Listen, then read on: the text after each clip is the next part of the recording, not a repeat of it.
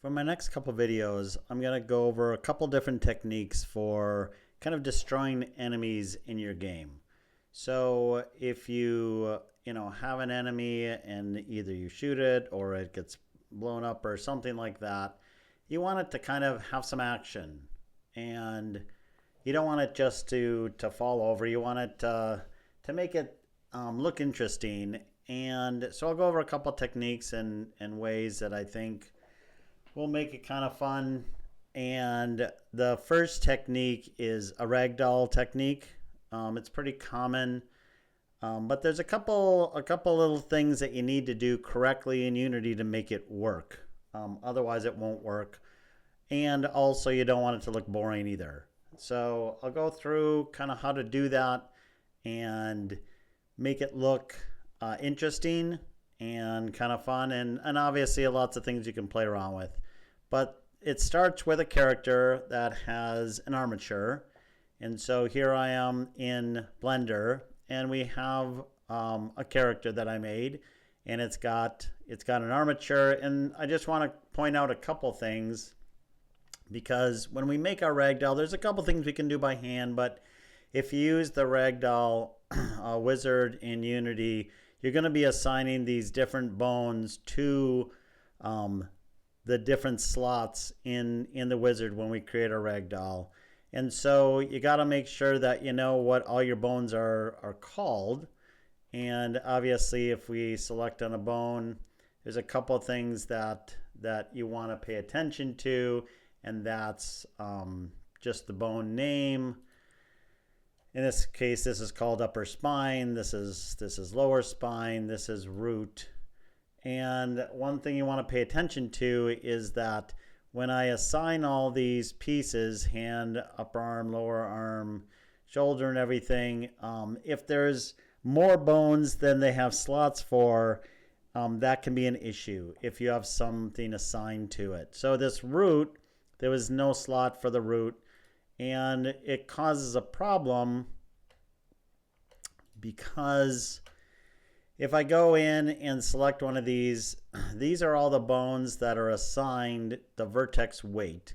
And if any were assigned to this root bone, then when our character turns to ragdolls, it's not going to move. It's not going to move the root bone. And so if I don't have anything assigned to it, that's fine. But if I do, that's a problem. And you can see here I don't. Originally I did.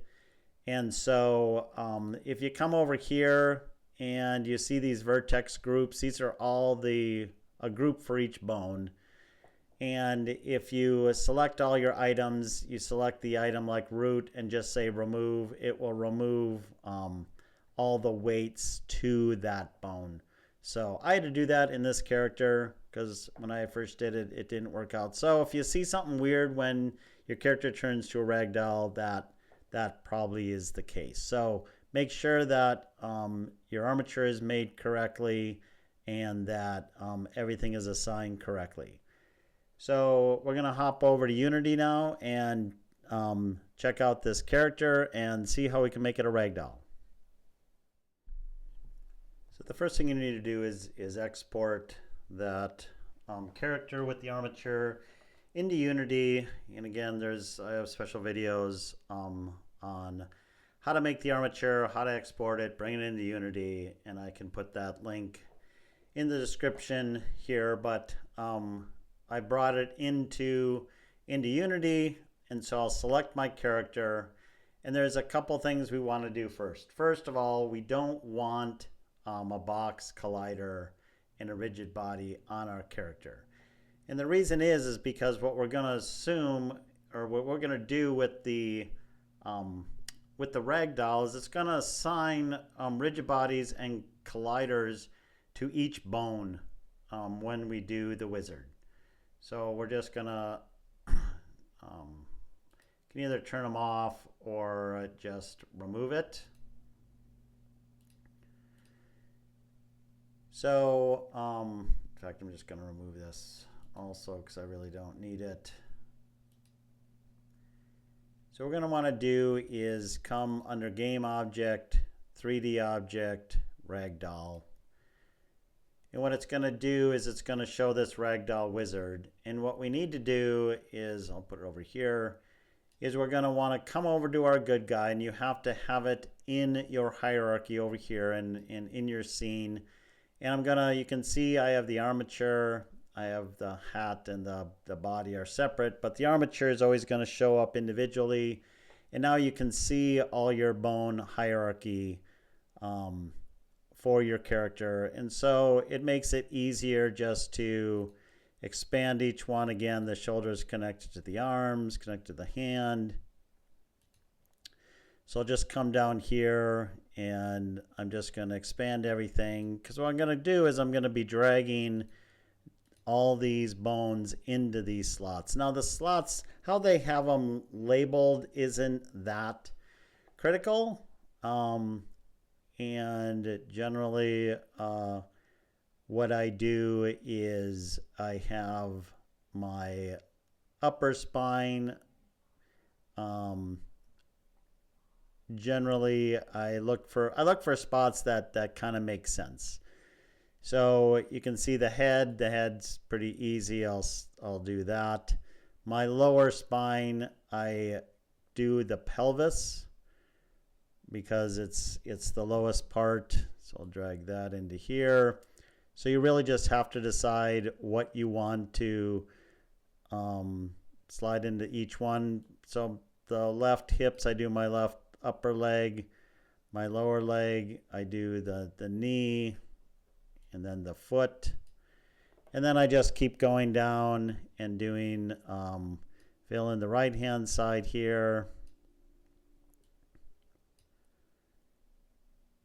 Grab my shoulder for the left arm, or the upper, I think I did the upper arm is the left arm, lower arm is my left elbow. Same thing for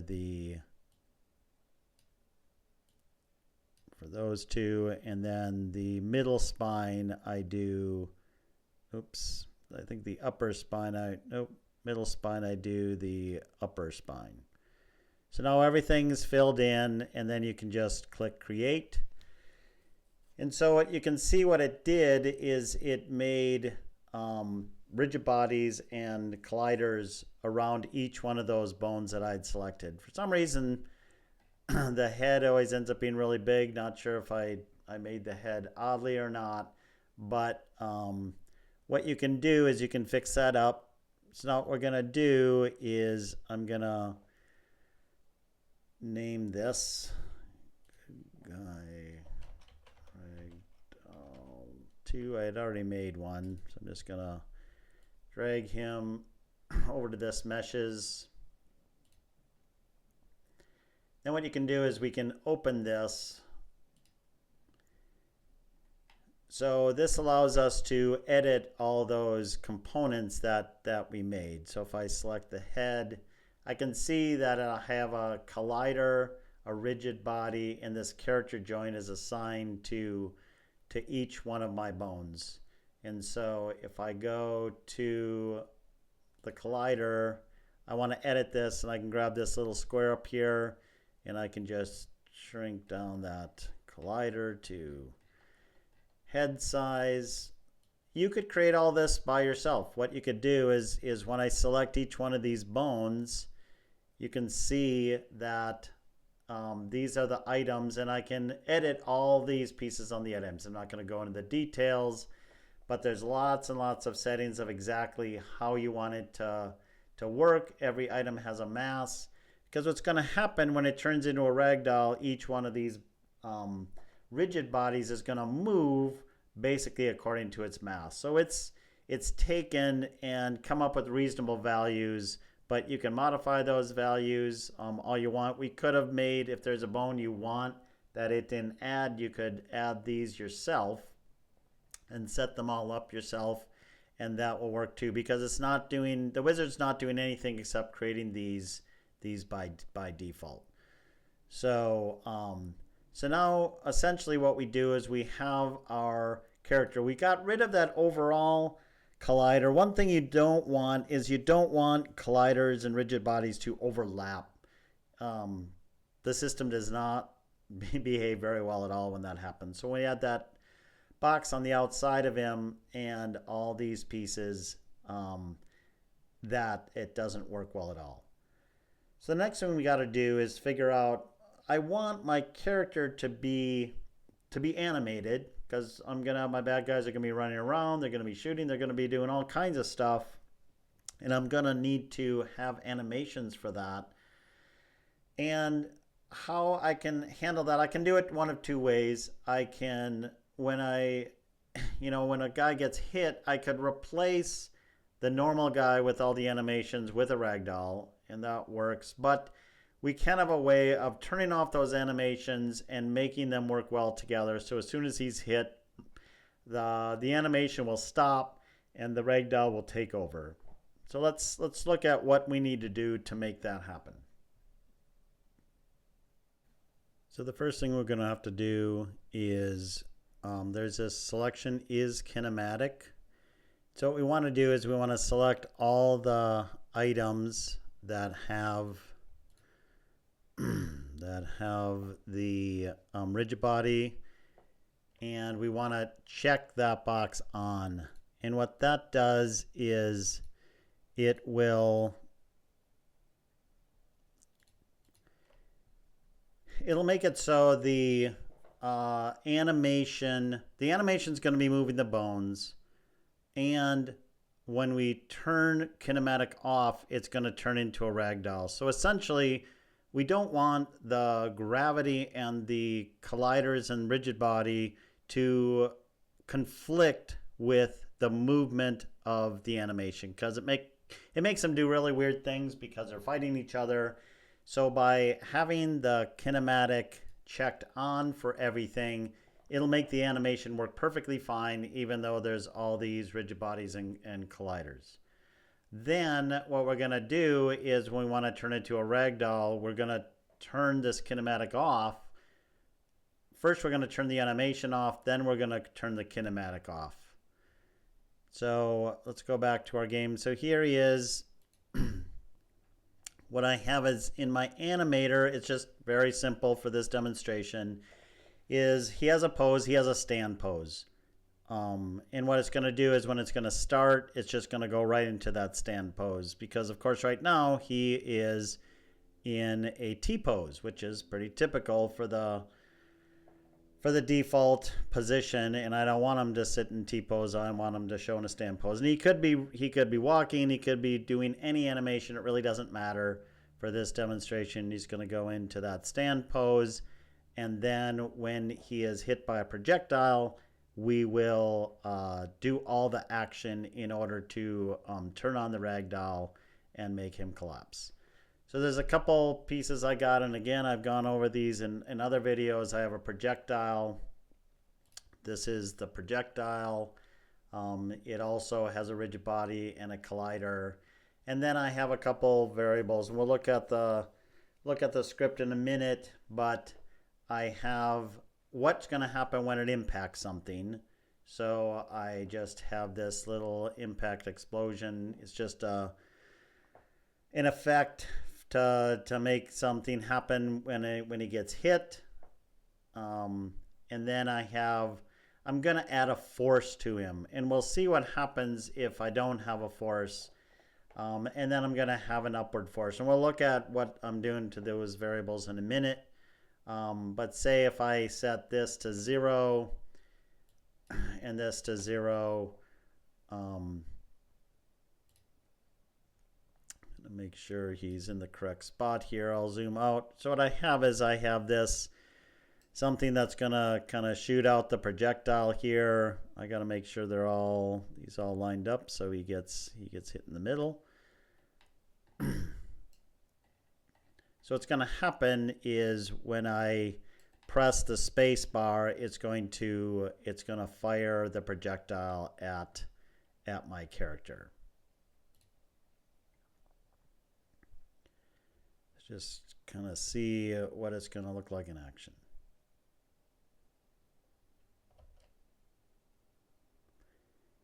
So you can see what happened is, yes, he turned into a ragdoll and he just kind of collapsed there. And maybe that's what you want. But I think it doesn't look quite as interesting that he just kind of falls down, because, when you're in a movie and some guy is hit, he kind of goes flying backwards and he throws his arms back, and it makes it look interesting. So we're going to take a look at the script next to see how that happened and what we can do to make it look a bit more interesting. So what I have here is I have two scripts that I'm going to use. One is going to be assigned to my character. I call good guy controller. The other is going to be attached to the projectile. And so what I have is there's not much going on here. I grabbed the animator that's attached to my guy because I'm going to want to potentially turn him off. And I grab the rigid bodies. Basically, this get components in children is going to get all the rigid bodies assigned to that character. And the only rigid bodies I have is the ones all assigned to those bones that I made for the ragdoll. And then what I have is I have a public function. Now, a lot of times we make private functions that are just used inside of the class itself. And if you know anything about writing scripts, if I have a public function, it can be called by someone else. It's exposed to other code outside of this object. And so that's why I want to make a public, because the projectile, when it hits, is going to want to call this function. We'll see what that looks like in a minute. But essentially what I'm going to do is I am going to, assuming my animator is not null, I am going to get that animator in the parent, and I'm going to assign it to false. So basically this is going to turn off the animation, and I have to do that, because if I don't turn off that and I turn on all the kinematics and make the ragdoll, it's bad things happen. It's just going to go crazy. So I turn off the animation, and then what I'm going to do is I'm going to go through all the rigid bodies and turn that is kinematic false. What you have to remember is that anything that you can set in the editor and see in the editor, you can also access in code. And so in this way, I'm basically turning all those rigid bodies, all those kinematics that we checked on, I'm going to uncheck. I was going to do an add force, but I decided not to. You could, if every character kind of acts differently and you want him to act differently when he's hit, you could add other functions to do other things on a per character basis. In this case, I chose not to do that. So now this is the other script that I have assigned to my projectile. So the things that's flying toward my character here is going to have a script, and then what it's going to do is it's going to override the on collision enter. So when I collide with something, in this case it's going to be my good guy character, it's going to run all this code. There's really nothing much more. We do have the 3 serialized fields that we saw that were exposed in the editor. I have this hit object that's going to be whatever I want to create when it strikes something. I have this explosive force number and this upward force number, and we'll see what we do with those in a minute. So here's basically the only code that's here is it wants to get my hit object. My hit object is this exposed object. I don't have to assign it to anything, so it could be null. But if it's not null, I want to create it. And I want to create it at the first contact point.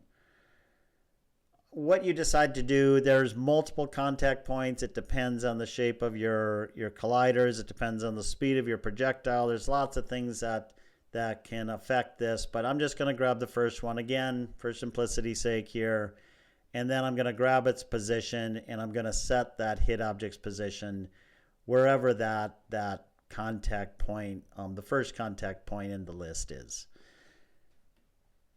Then what I'm going to do is I want to grab the object I collided with, and that's what this collision.game object is, and I'm going to call that the good guy because that's what he's going to run into. You could check it depends on how many things are in your scene. There's lots of things going on. You can check, what object you have selected or run into to see what you want to do. But in this case, I only have one.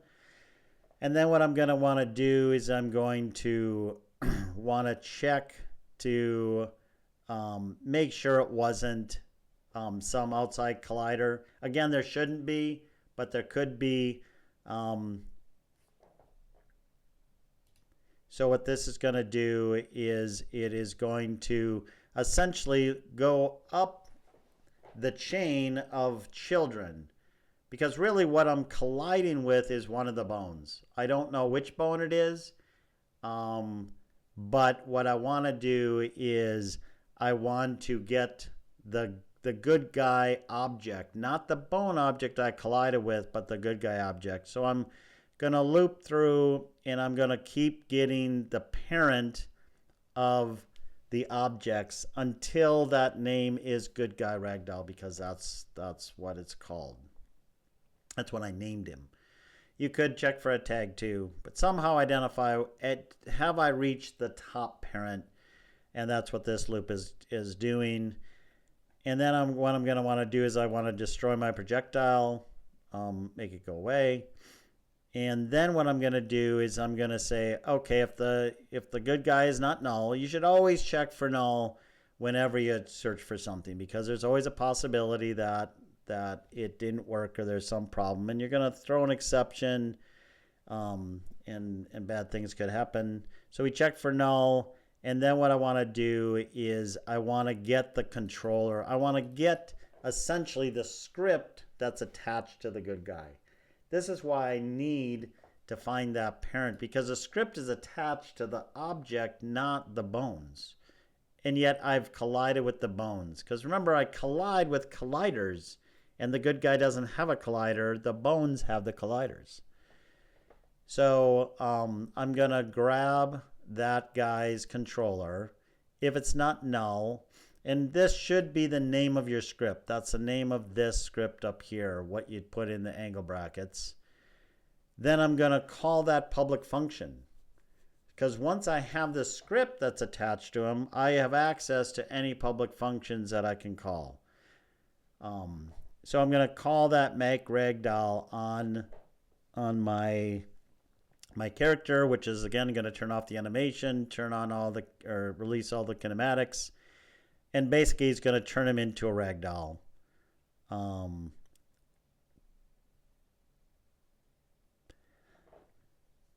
Then if I just did that, he would just collapse. But I don't want him just to collapse. I want him to kind of fly backward some. So what I'm going to do is I'm going to add an explosive force to whatever I collided with. So if I collided with his head, it's going to add it to the point of his head. If I hit it at his feet, it could be his feet. It could be at the middle of the body. It could be on his arm. Who knows what I'm going to hit. But what I'm going to do is I'm going to take the point of contact and I'm going to add this explosive force at that point. And the items, as you can see, the first parameter is the amount of force. And that's going to be that exposed variable that I just turned to 0, which is why it didn't add any to my demonstration. The second one is going to be the position of it. Third one is going to be the radius of how big that is. And I just threw in a 10. In this case, it really doesn't matter because it's right at his body. An upward modifier. So do you want him to kind of fly up a bit or just go straight back? And then the force mode is going to be impulse, because it's not a continual force. It's just a single blunt force, and then it's going to stop. So that is that. You can see him flopped on the ground. If we reset, what we're going to do is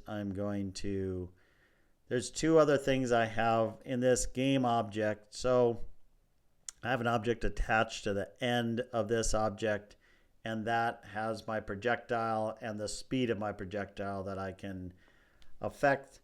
A couple things. One thing is, if you have your projectiles go really, really fast, the collision detection doesn't happen. It could move too far per frame before we check a collision. So the collision may be inside of the object by the time we detect a collision.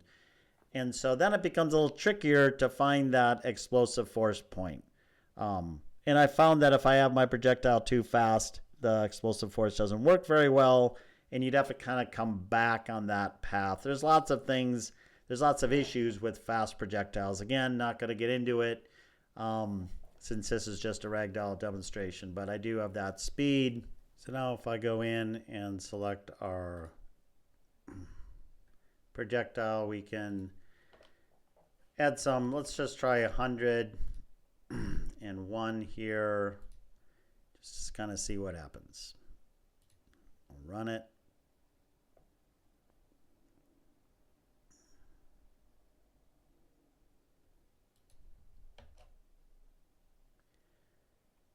So we can see got a little bit of action.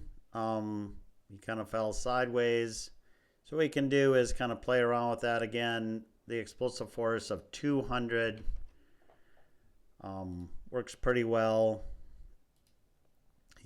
You pretty much have to start and stop it every time since he's flopped down on the ground.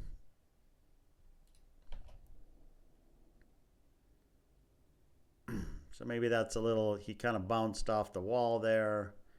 A couple things you can do is if you want to do it outside, one thing I find is handy is if I want to change my game angle. If I select the camera and right click, I can say align with view. So now this is going to be my game angle. Let's select this. Let's make him kind of 1.3. Maybe go dial him back a bit.